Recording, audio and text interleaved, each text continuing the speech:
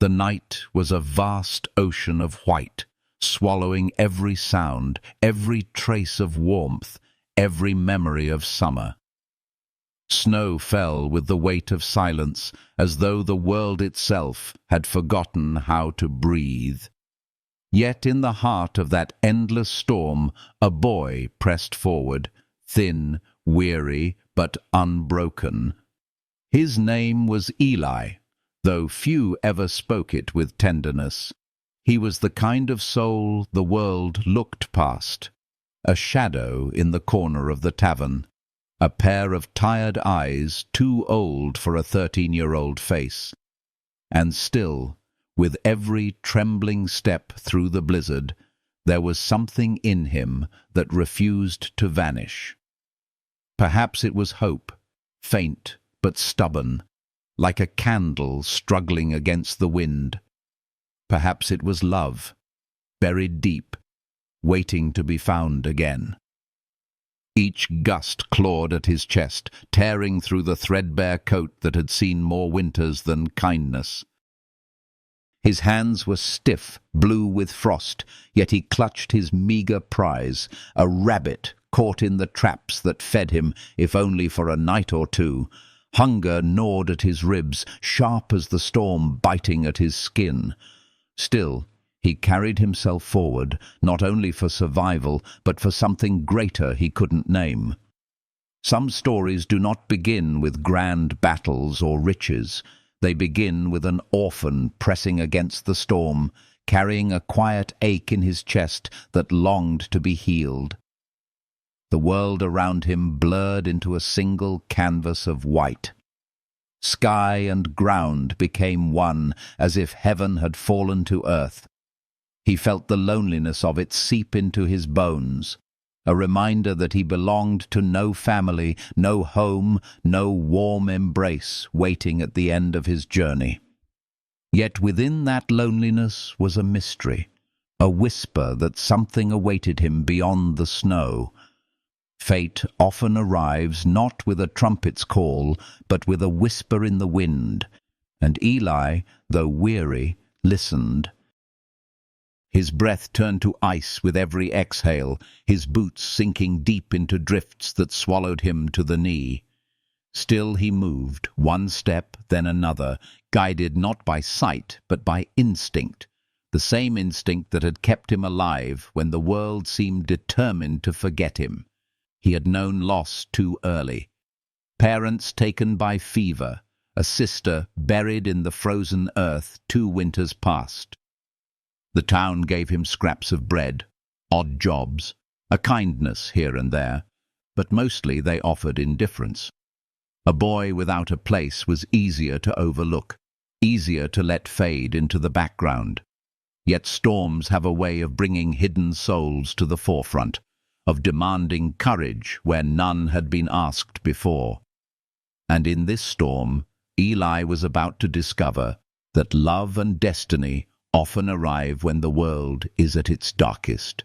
The snow lashed against his face, 1,000 needles on bare skin, but he pushed on with a rhythm born of desperation.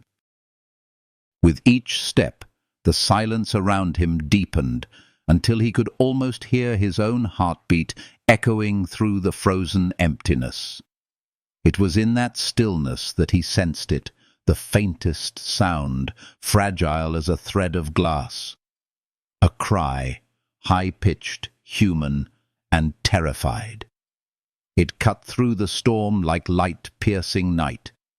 He stopped, breath held, listening again. There it was, carried on the wind, growing weaker with every moment. The kind of sound no one forgets, the sound of a child calling not for the world, but for a mother who was no longer there. Eli's chest tightened. Logic whispered cruelly, "Keep walking, save yourself, the storm will devour you both." Yet the heart is not logic, and his heart had not forgotten how to ache for someone else. The cry pulled at him like a thread tied to his soul. He turned into the storm, each step now a vow, each gust of wind a test.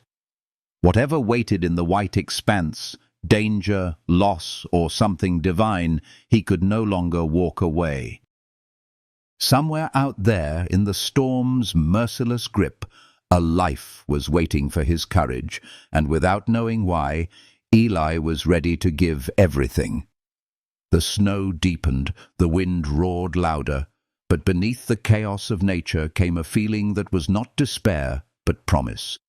He could almost sense the shift, a door opening to a chapter he had never dreamed possible. Beyond survival, beyond hunger, beyond grief, something gentle and healing was reaching for him. And though the boy was fragile, the orphan with no one, he carried within him the strength to become someone's salvation. If your heart stirs at this moment, if the warmth of a story like this brings you comfort against the cold of the world, let your voice be part of it. Share your thoughts in the comments. Let your presence linger here, and if the tale touches you, walk with us through the chapters ahead by leaving your light, your like, and your subscription. Together we keep the fire burning. Together we carry the story forward. And so, with snow blinding his eyes and the sound of that fragile cry guiding his steps, Eli pressed deeper into the storm, not knowing that the next breath, the next heartbeat, would lead him to the beginning of a bond that could melt even the coldest of winters. A love story was waiting, hidden in the storm, and his first step toward it had already been taken. The cry came again, faint yet sharp, weaving through the storm like a silver thread glimmering in darkness. Eli quickened his steps, heart pounding in a rhythm that no longer belonged to survival alone.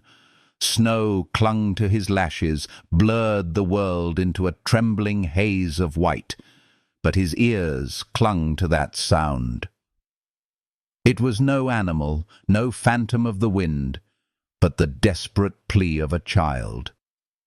His breath stung his chest as he pushed forward, a lone figure fighting against a wilderness intent on swallowing him whole. And yet within the blizzard's merciless roar there was now a different current, an unseen pull that guided him, whispering that he was no longer walking merely to preserve his own life. Something beyond him waited in the snow, fragile as a flame, needing him to shield it before the wind snuffed it out. His boots sank deep into drifts that dragged at his legs, but determination lifted him where strength should have failed. The wind screamed, cold as knives, yet he pressed on, searching with eyes that had learned to recognize the smallest shift in shadows. Then he saw it, a hollow in the snow, half buried, almost hidden by the storm's relentless hand. A shape, small and still, wrapped in buckskin and fur, trembling with the last threads of warmth. Eli fell to his knees, breath caught in his throat. Fingers shaking, he brushed away snow to reveal the face of a young girl. Her dark hair was matted with ice, her skin tinged with blue, lips parted as though whispering the last words of a prayer. Her eyes flickered open at his touch, wide and frightened, yet soft with a hope she did not dare trust. In that gaze, Eli saw something that pierced through the storm and into his heart. A silent plea, a reflection of every lonely night he had endured. She was no stranger. She was a mirror of his own fragility, cast into the world with no one to hold her. Without thinking, he unwrapped his coat and wrapped it around her, though the cold clawed at his chest the moment he let it go. He whispered words she could not understand, but the tone carried warmth, like the soft notes of a lullaby meant to heal instead of wound. The girl stirred weakly, her small hands trembling as frost gnawed at them. Eli acted with the instinct of someone who had suffered enough to recognize the signs of life slipping away. He pulled the rabbit from his belt, sliced it open with his knife, and pressed her hands against its fading warmth. Her startled eyes widened, not in fear, but in wonder, as though the act itself was proof that compassion could bloom even in a storm. For a moment, the two of them were bound by something beyond words, a fragile bridge of trust built on a single act of kindness. He lifted her then, surprised at how light she was, as if she were no more than a bundle of twigs. Hunger had carved itself into her just as it had into him. Yet in his arms she felt heavier than the world, for in carrying her he carried the weight of a choice that would change everything. Her head nestled against his chest, her breath shallow but real, her body trembling against his warmth. He wrapped her tighter in his scarf, pressing her closer, as though he could shield her not only from the storm, but from every cruelty life had ever placed upon her small shoulders. The snow fought them every step as he turned back toward the faint memory of his own trail. The world blurred into nothing but white, yet he walked as if guided by more than instinct. She murmured in her own tongue, words that fell soft against the hollow of his throat. He did not understand them, but he felt their meaning in the way her small hand clutched his shirt. A prayer, a song, or perhaps the sound of a child reaching for healing in the midst of despair. Eli hummed in response, an old lullaby he had once heard from his mother, his voice trembling yet steady enough to carry comfort. Together their voices, hers, strange and melodic, his rough and broken, wove a fragile harmony that pushed back against the blizzard. In the warmth of his arms, her shivering steadied, her eyes closing in fragile trust. And though the storm still raged, something had shifted. Eli no longer walked as an orphan fighting for survival. He walked as a boy carrying hope, carrying love in its earliest form, pure, selfless, and born of the will to protect. The night deepened, the cold grew sharper, yet the bond between them burned like a quiet fire, a healing ember in the heart of winter. Every step forward was a vow, every breath a promise that he would not let her go.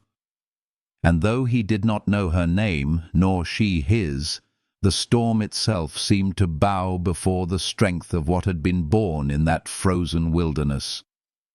With the child's head resting beneath his chin, Eli pressed on, the world narrowing to the rhythm of his steps and the fragile heartbeat against his chest.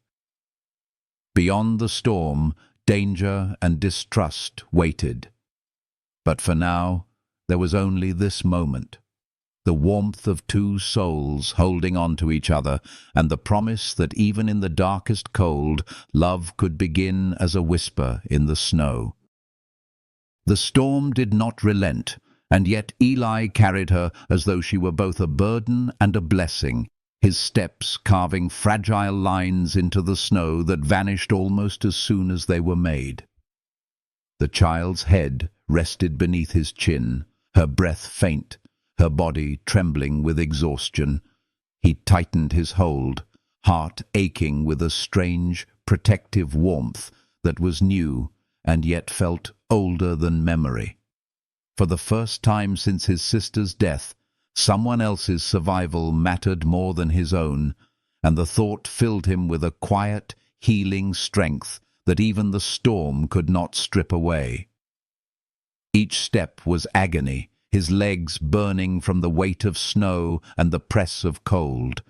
His fingers throbbed with numbness, his breath tore at his lungs, but still he pressed forward, shielding her with his body. He turned sideways against the wind, letting the needles of ice sting his own skin while her face remained buried against his chest. The storm howled, furious and endless, But within that wild roar there was now a softer sound, the steady beat of two hearts pressed together, defying the silence of death. She stirred against him, murmuring words in a tongue he could not understand, her voice faint but threaded with something more than fear. It was music, fragile as glass, yet carrying a rhythm that soothed even his own trembling. He answered with a hum, an old lullaby half forgotten, the only fragment left of a mother's love long buried in winter earth. The notes wove together, her song and his hum, creating a pocket of warmth no storm could extinguish. In that moment, the blizzard was not endless. It was merely a backdrop to something greater, the forming of a bond carved out of ice and fire. The girl's small hand reached up, pressing softly against his cheek. The touch startled him back from the brink of collapse. Her eyes, dark and luminous, even in the snow's pale glow, held no judgment, only trust. It was a gaze too pure for the cruelty of the world, and it pierced through the loneliness that had wrapped around him for years. No one had touched him like that since his sister. No one had looked at him as if his existence mattered.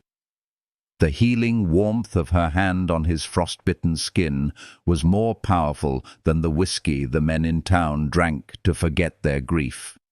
It anchored him, lifted him when his body wanted to fall. At last, through the curtain of white, he saw the faint outline of a fence, a marker of civilization. Relief surged through him, nearly buckling his knees. Yet he held her tighter, afraid to lose her, even as safety neared. She shifted in his arms, her eyes half closed, lips forming a faint smile, as if sensing the nearness of shelter. He followed the fence line, step after step, until a darker shadow rose before him, the barn at the edge of Mrs. Hanley's land. His chest shook with sobs he did not let out, his throat tight with the sudden realization that they had both survived what should have claimed them. He shouldered the barn door open with numb strength, stumbling into the quiet dark. The sudden absence of the wind was overwhelming, the silence echoing louder than the storm itself. He laid her down on the hay, his arms trembling too violently to hold her any longer. For a moment he simply knelt beside her, gasping, his body shaking with pain, yet his heart filled with something luminous, something too vast to name. He struck a match with clumsy fingers, lighting a lantern that painted her face in warm gold. Her skin was still pale, her lips tinged blue, but her eyes found him in that flickering light, and she whispered something too soft to catch. Yet he knew what it meant, not in words but in feeling. Gratitude. Trust. The first fragile spark of love born not from romance yet, but from salvation. He pulled blankets around her, then lay beside her in the cocoon of warmth, his arm around her small frame, his body heat flowing into her like a promise. The storm raged on outside, shaking the barn walls, but within their small circle of warmth there was a different kind of storm, the storm of two souls colliding. He pressed his lips to her frost-bitten hair, not a kiss of romance, but of healing, of vow, of something that would one day grow into more than either of them could yet imagine. And as the night deepened, Eli closed his eyes with her in his arms, knowing without doubt that the girl he had carried from the storm had already become the center of his world.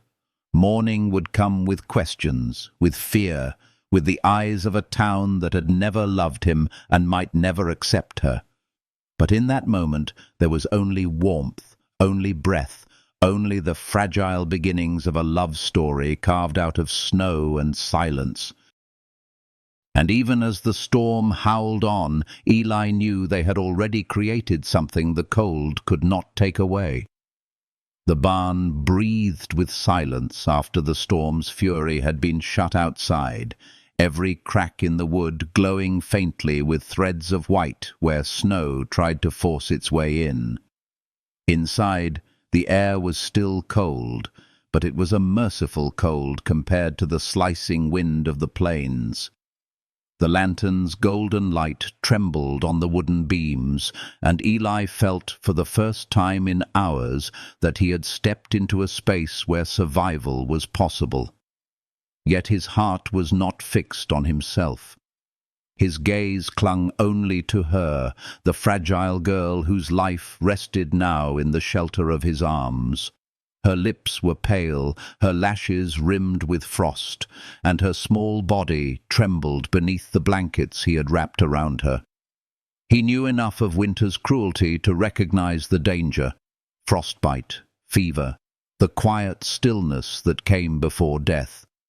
But he would not let her slip away. With fumbling fingers he pulled her closer, his body a shield, his warmth flowing into her. She resisted at first, the fear of the unknown in her eyes, yet slowly her trembling eased, her instincts surrendering to the undeniable comfort of heat. Her head rested against his chest, and the rhythm of her breathing began to steady, echoing the thrum of his heart. He whispered without words, his touch gentle, his presence a healing balm. Every small sound she made, every faint sigh, wrapped itself around his soul and bound him to her in ways he could not yet name. He had lived for years unseen, forgotten, a ghost child in a world too harsh to care. But here, in the dim light of the barn, he was seen, not by the townsfolk who passed him by, but by the eyes of a child who trusted him with everything. Time stretched in fragile slowness. He held her hand, massaging warmth back into her fingers, pressing her small palm against his cheek, as though by touch alone he could assure her she was safe. When her eyes fluttered open, dark and wide, they searched his face with quiet wonder.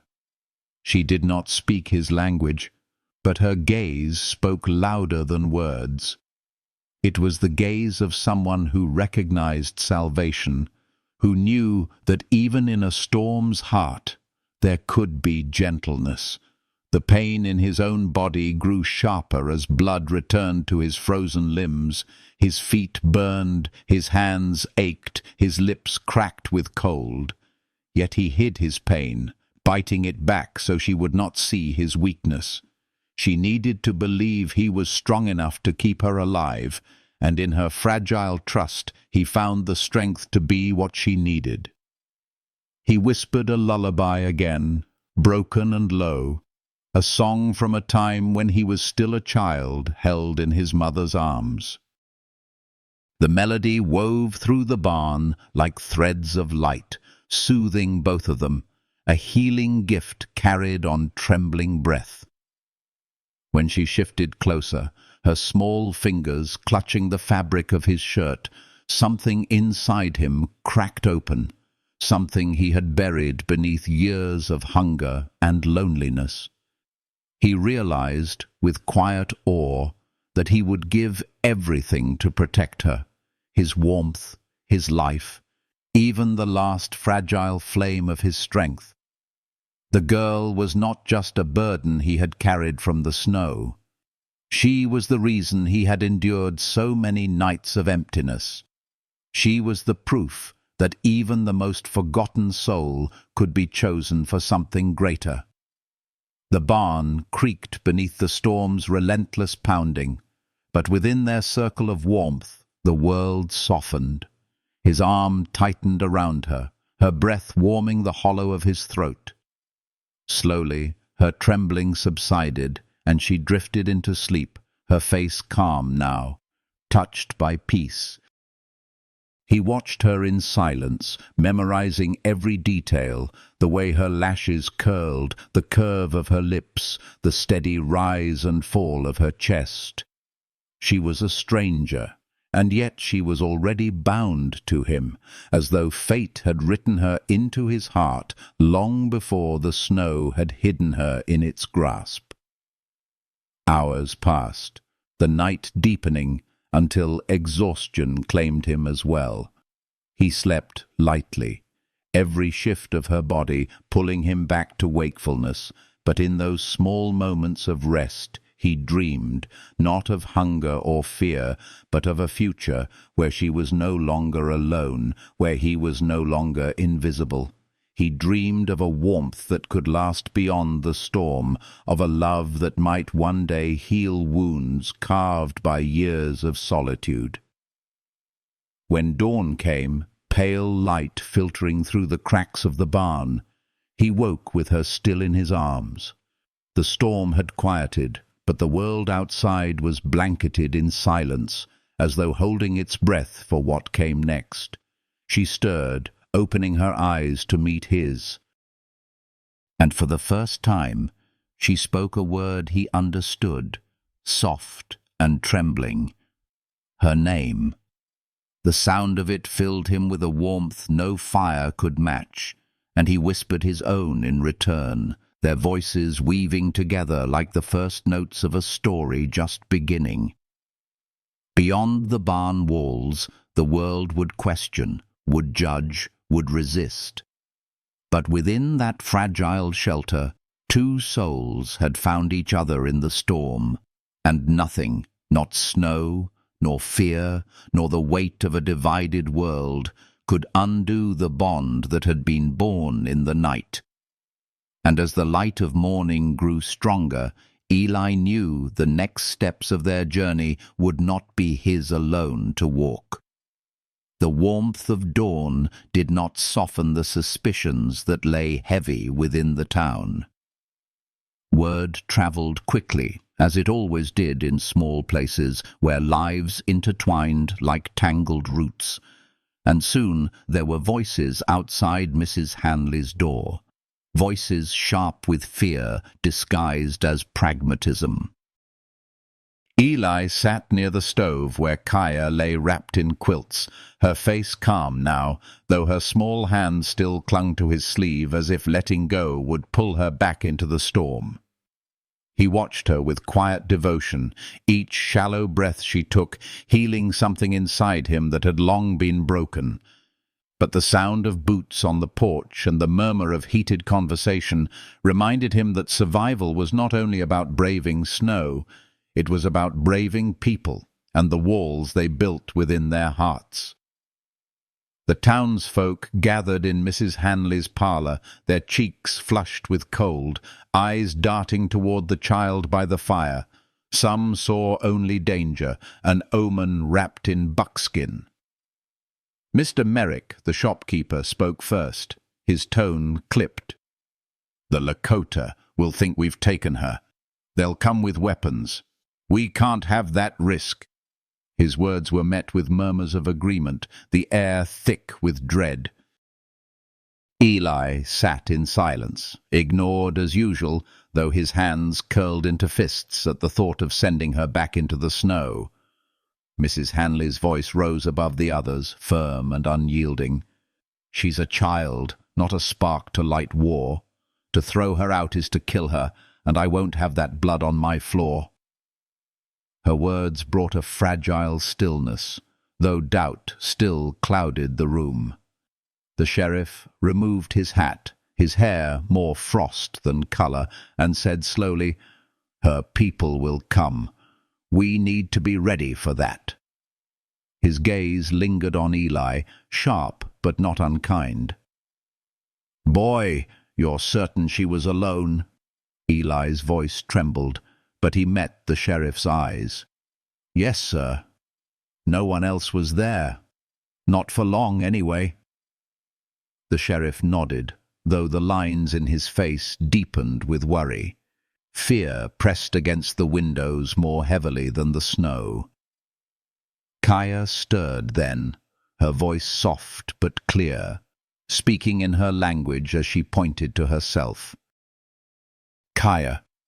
Her eyes lifted toward Eli, expectant, and he answered with his own name, the syllables plain and small compared to the gift she had given him.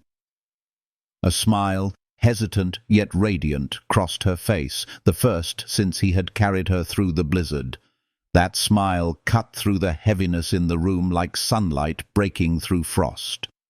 For a moment, even the hardened townsfolk softened, though they quickly masked it with lowered eyes and muttered words. Eli felt the divide as surely as he had felt the storm wind on his skin. The girl was more than just another life he had saved. She was a mirror of everything the town refused to see in him, vulnerable, foreign, inconvenient, and yet a source of light. The fragile bond between them was invisible to others, but to Eli it was stronger than the walls of suspicion that surrounded them. He sat closer to her, their shoulders touching, and felt her trust settle over him like a healing blanket. She was no longer a stranger, she was his choice, his vow. The discussion in the other room grew louder, fear turning to sharpness. Words like war, risk, and threat filled the air, each one a blade aimed at the fragile peace inside Mrs. Hanley's home. Eli closed his eyes for a moment, shutting out the noise, listening instead to Kaya's steady breathing beside him. He thought of the storm, the weight of her in his arms, the way her small hand had pressed to his cheek in the snow. Those memories were not things the townsfolk could understand, but they were enough to make him certain he would not let her be cast aside. The sheriff's voice rose again, firm but measured. "We wait. Her people will come, and when they do, we'll show them she is safe. That is all we can do." Mrs. Hanley placed a hand on Eli's shoulder as she passed, a gesture of quiet reassurance, and he leaned into the touch with gratitude. For years, no hand had rested on him without duty or pity. Now, in the warmth of that kitchen, surrounded by suspicion, he felt not only the beginning of acceptance, but the certainty that he and Kaya were bound by something deeper than circumstance. Outside, the blizzard faded into silence, leaving a world remade in white. Yet beneath that stillness lay the promise of movement, hooves pounding snow, warriors crossing the horizon, hearts driven by love for the child who lay in Eli's care. The riverbank would soon be filled with the weight of history, and Eli knew instinctively that the choice he had made in the storm had set all of this into motion. Kaya reached for him again, her fingers curling into his as if to anchor him against the uncertainty to come. He looked at her, at the trust in her gaze, and something within him settled. The storm outside had ended, but the storm between two worlds was only beginning. Still, with her hand in his, he believed that healing could rise even from fear, that love could be the bridge between what seemed forever divided. And when the sound of distant hooves echoed faintly in the morning air, Eli held her closer, knowing that the next chapter of their bond would test not only their courage, but the fragile hope of an entire town. The morning broke with a silence that was not peace, but anticipation, a stillness heavy enough to press against the walls of Mrs. Hanley's home. Eli stirred awake to the sound of the earth itself trembling, a low rhythm that carried through the frozen ground like a heartbeat too vast to belong to one man. He slipped from his blanket and pressed his palm against the frosted window, his breath fogging the glass as he leaned closer. What he saw stole the air from his chest. The horizon lined with mounted figures, hundreds of them, their silhouettes carved sharp against the pale light of dawn. Warriors on horseback stretched across the riverbank like an unbroken wall of shadow and strength. Kaya appeared beside him, her small hand slipping into his, her eyes bright with recognition instead of fear. She did not flinch at the sight of the gathering. She gazed at them as one looks upon family long separated by distance.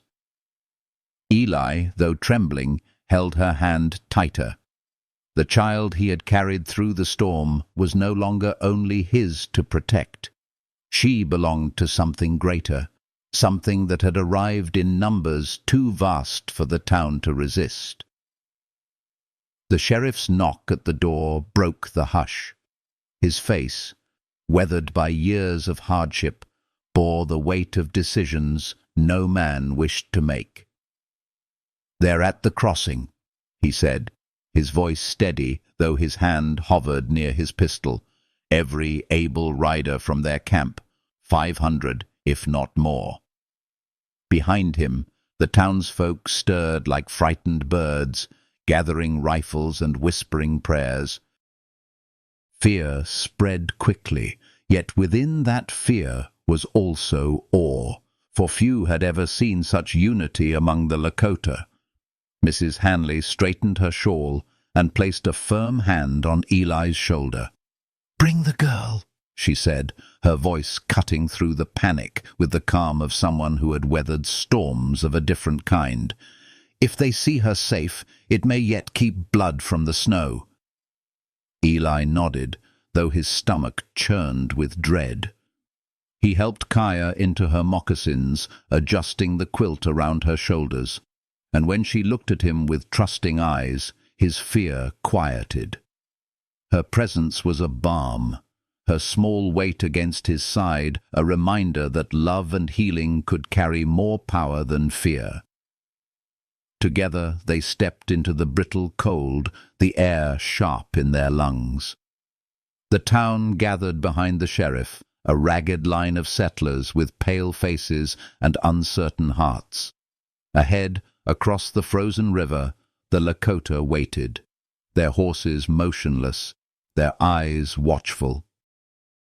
At their center sat a man crowned in feathers that streamed in the wind, his presence radiating authority as steady as the rising sun. "That's Chief Chaska," Mrs. Hanley whispered, her breath forming clouds. "Her grandfather." The weight of her words sank into Eli's chest like a stone. The sheriff lifted his hands in a gesture of peace, his boots crunching against the snow as he stepped to the bridge. Chief Chaska dismounted, his movements deliberate, his gaze fixed not on the sheriff but on the small figure standing beside Eli. The air crackled with tension, every settler clutching their weapon a little tighter, every warrior's hand resting lightly on their bow. Yet in the fragile stillness between two divided worlds, the only thing that mattered was the girl's cry of joy as she broke free from Eli's side and ran to the man who knelt to receive her. She flew into her grandfather's embrace, her small arms wrapping around his neck, her forehead pressed to his with a tenderness so raw that even the settlers, hardened by suspicion, turned their eyes away. Eli stood trembling, both relieved and hollow, the warmth of her absence leaving him colder than the wind. Yet before despair could claim him, Chief Chaska rose with Kaya in his arms and turned his gaze upon Eli. The chief's eyes were sharp, dark pools of wisdom and sorrow, but when they settled on the orphan boy who had carried his granddaughter through the storm, they softened with recognition. He stepped forward, Kaya clutched safely against him, and stopped before Eli. "You carried my blood through death weather," the chief said in accented English, his voice deep as the earth. "Why?" His question was not accusation, but curiosity, a bridge offered between two souls. Eli's throat tightened. He swallowed, forcing the words out. She needed help. Nothing more, nothing less. and the simplicity of his answer hung in the frozen air, fragile yet unshakable. The chief studied him for a long moment, then smiled, a slow, weathered curve of lips that seemed to hold the weight of generations. "Not anyone would have done this," he said, his voice carrying to both town and warriors alike. "Only one with a heart strong enough to honor life above fear." From around his neck he lifted a pendant, a stone encircled by feathers and beads, its meaning unmistakable to those who knew the Lakota ways. He placed it over Eli's head, the leather cord settling against the boy's chest like a vow sealed in spirit. Gasps rose from both sides of the river, for the gesture was no small honor. "My people protect those who protect our children," Chief Chaska declared. "This boy is now under the shelter of our fire." The words rippled through the morning, dissolving suspicion, softening the edges of fear. The warriors raised their hands in silent salute, not to the town, but to the orphan boy who stood trembling beneath the weight of an honor he could scarcely comprehend. Tears blurred Eli's vision, though he did not let them fall.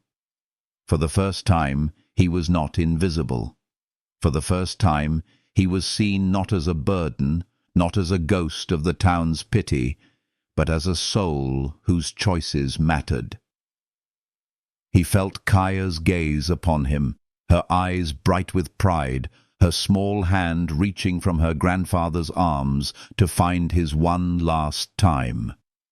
Their fingers touched, and in that fleeting connection there was a promise that no storm, no fear, no divide of blood or history could erase the bond that had been forged in the night. The riverbank shimmered beneath the rising sun, its snow sparkling like scattered diamonds. The cold remained sharp, but within Eli's chest there bloomed a warmth that was not only survival, but belonging, healing, and the first fragile root of a love that would outlive winter. And the storm had brought them together, but it was courage, trust, and something tenderer still that would carry them into the story yet to come. The days after the riverbank gathering unfolded with a strange quiet, as though the land itself paused to breathe after the storm of fear that had nearly consumed it. Red River Crossing no longer looked at Eli with the same indifference. Eyes that once slid past him now lingered with something like respect, though tinged with unease. He had become the thread between two worlds, bound to Kaya by a night of snow and struggle, bound to her people by the chief's honor, bound to the town by the act that had saved them all from bloodshed. Yet what weighed most in his heart was not the pendant on his chest, nor the murmurs of men who once called him ghost. It was the memory of Kaya's hand slipping into his, the warmth of her trust carved deeper into him than any stone or feather could mark. He wandered the edge of the settlement in the days that followed, the necklace resting heavy against his collarbone, a reminder of a bond that had changed the shape of his life. Kaya visited often, slipping away from her grandfather's camp with the boldness only a child can claim. Her laughter like the clear ringing of bells across the frozen air. She brought him tokens of her world, small carvings, bits of beadwork, a feather tied with rawhide string, and Eli, though poor, offered what little he could. A rabbit snared, a story whispered by the fire, a lullaby hummed in the hush of dusk. Together they created a language without words, a tapestry woven of glances, touches, and quiet gestures that carried more weight than speeches in crowded rooms. She would point to herself, to him, to the horizon, her eyes bright with questions too large for her tongue to bridge. He would answer with the simplicity of his presence, with the healing warmth of a boy who had nothing yet gave everything. There was an innocence in it, yet also a seed of something timeless, something that even in its earliest form bore the shape of love. The townsfolk whispered of dangers still, of alliances too fragile, of trust too quickly given. But Mrs. Hanley saw what others refused. The softening in Kaya's gaze when Eli was near, the gentleness in Eli's hands when he tucked a blanket tighter around her shoulders, the way their laughter rose above the chill like a promise of spring hidden in winter's breast. "This bond is no accident," she murmured to the sheriff one evening. "Storms strip away what is false, and what remains is truth."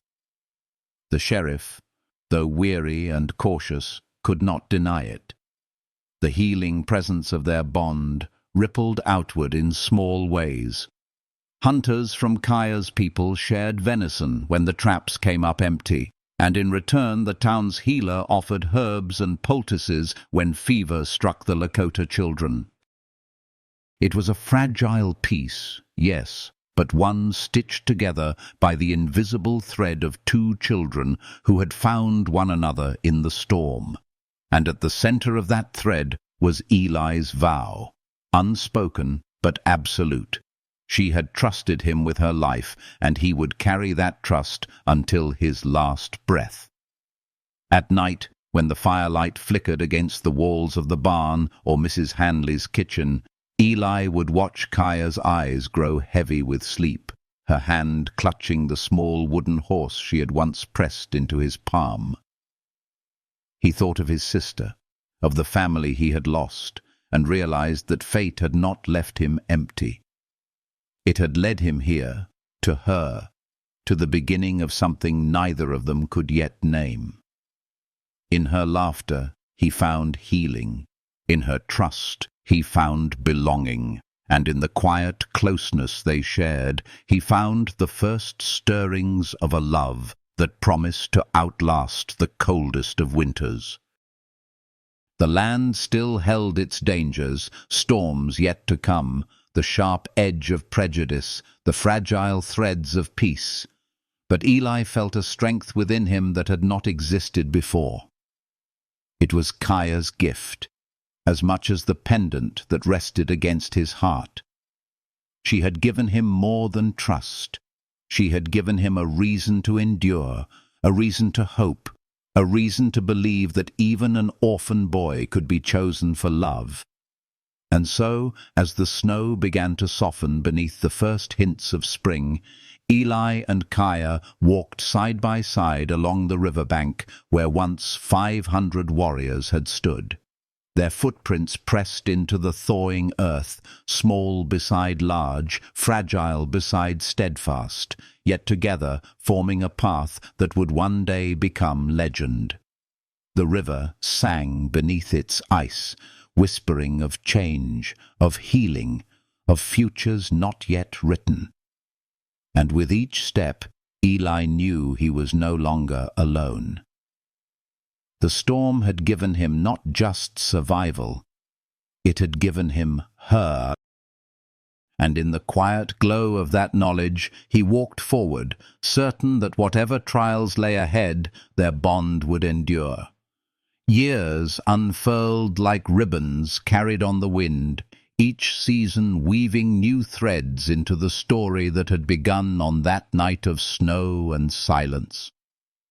The bond forged in the storm grew stronger as days turned to years, as children grew into souls aware of the weight of their choices, as two hearts discovered that what had begun as survival was slowly shaping itself into something deeper, more enduring than either of them could have dreamed. Eli no longer drifted through Red River Crossing like a shadow. The boy, once invisible, became a young man whose presence carried quiet authority, whose necklace of feathers and beads glimmered not as ornament, but as a vow honored by two peoples. And Kaya, once a trembling child hidden in the snow, became a young woman with eyes bright as dawn, her laughter carrying across the riverbank like the call of a bird returning in spring. Together, they became the living bridge between two worlds that had long stood apart, their closeness a healing balm to wounds carved by history. They walked often by the river where 500 warriors had once stood, where the frost of fear had melted into the first fragile thaw of trust. In that place, Eli would pause, his fingers brushing the carved wooden horse Kaya had given him, its surface worn smooth from years of holding. It rested always in his pocket, close to his heart, a reminder that love is not born of wealth or certainty, but of courage and tenderness offered when the world is most unforgiving. Kaya would smile as she saw the way his thumb lingered on the little carving, her own hand reaching to cover his, a gesture that spoke of constancy, of roots that had taken hold deep in the soil of shared struggle. In her touch, Eli found healing. In her eyes he found the reflection of the man he had become, shaped not by loneliness but by devotion. The town, once hesitant and suspicious, softened in the presence of their bond. Children who grew up in Red River Crossing learned not to fear the Lakota as strangers, but to greet them as neighbors.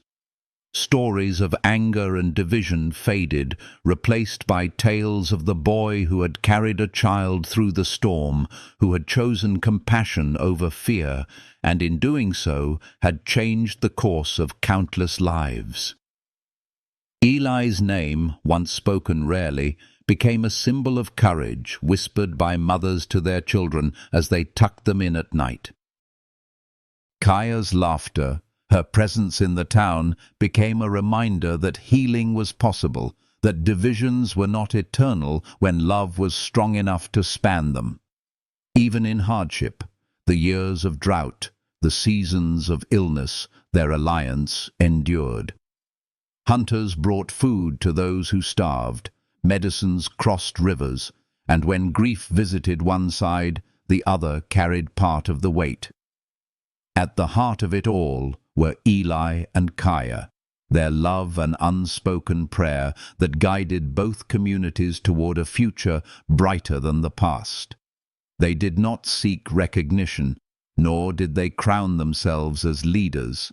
They simply lived in devotion to one another, and that devotion spilled outward like sunlight across fields, warming everything it touched.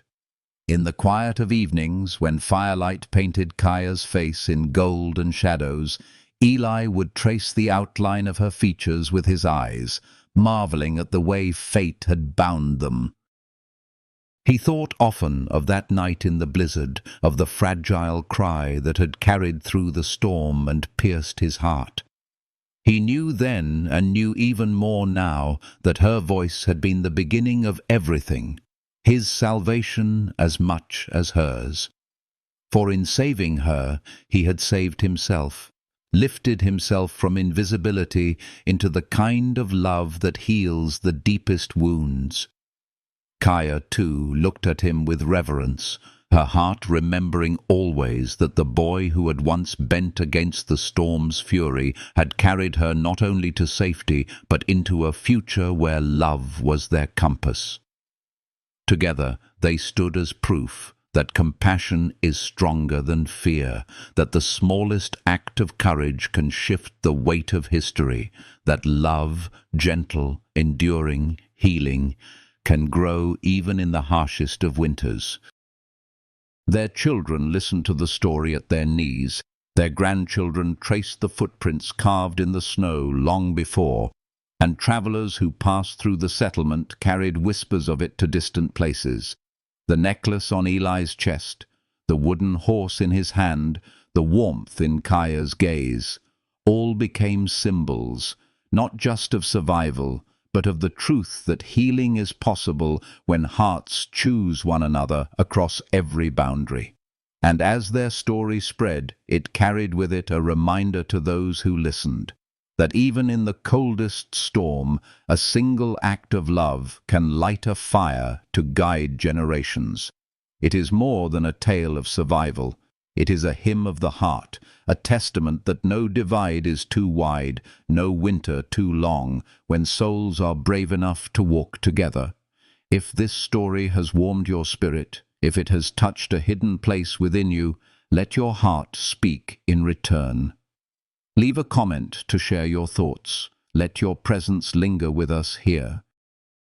And if you feel the healing in these words, let it ripple outward. Like, subscribe, and carry this story forward so that love born in snow may continue to warm the world.